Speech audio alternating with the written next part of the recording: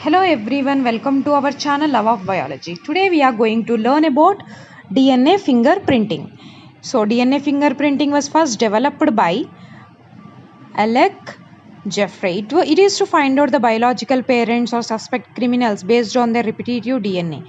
Actually, no, DNA is divided into bulk DNA coding. It is 99.9%. Remaining 0.1% is non-coding DNA or satellite DNA we call. So based on the following, satellite DNA is divided into two types.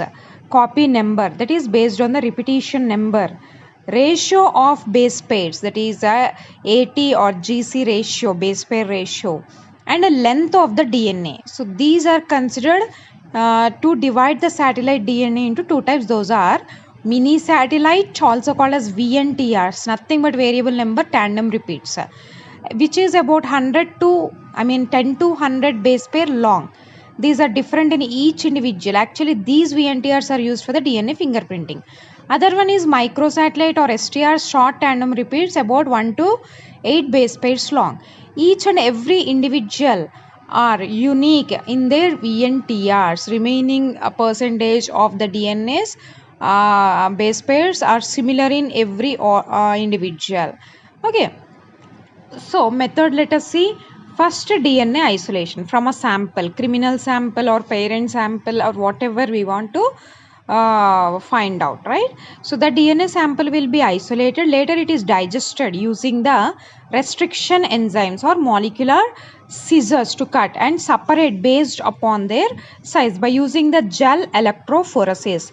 Actually, this is a method used to separate the DNA based upon their size as well as the charge. So here you can see the gel electrophoresis chamber unit, so which is loaded with the DNA sample, and later it is based upon the charge, right, electric charge. So the DNA sample, when we load, which is filled with agarose gel, the wells are made and we are loading them. After that, the DNA molecules will move. Okay, they will move based upon their size. Larger molecules will move slower and shorter molecules will move faster. Here fragments, we are digested it with restriction enzymes. So fragments here we are loading. Yes, they will move. Actually DNA is a negative charge. It will move towards the positive charge.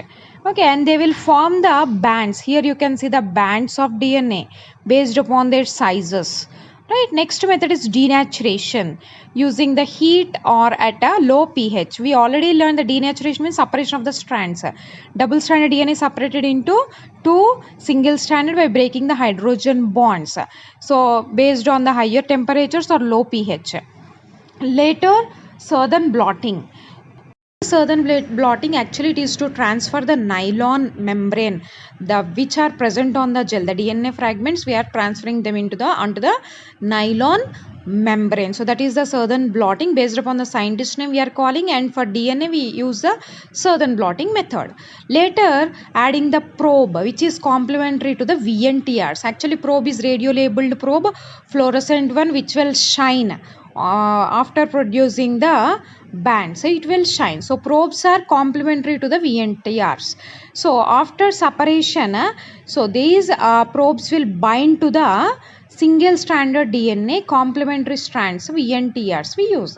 So after that, here you can see the southern blotting. After gel electrophoresis, bands are formed. They are transferred to the nylon membrane blotting. After that, we can use these methods. After adding the probe, we can see the DNA strands. Later, what is the next step? After adding the probe, after binding, hybrids will be produced. So those hybrids are placing X-ray film or photographic film on these hybrids. So what happens due to the autoradiography method? Actually this is formation of the bands or image will be formed after placing them on the X-ray film. Nothing but the DNA fingerprints or profiling, DNA profiling method. So here the sample is collected and which is broken down by using the molecular scissors. So those are separated based upon the gel electrophoresis. Later they are transferring onto the nylon membrane and adding the probe. So we are placing the X-ray film. So on X-ray film we can see the bands. Here you can see the DNA fingerprinting bands, you can see, or images you can see. So which are used to identify the person, to identify the individual. So generally in the forensic analysis, so this DNA fingerprinting method is used and we can identify the persons or criminals. Thank you for watching. Please subscribe my channel. Thank you everyone.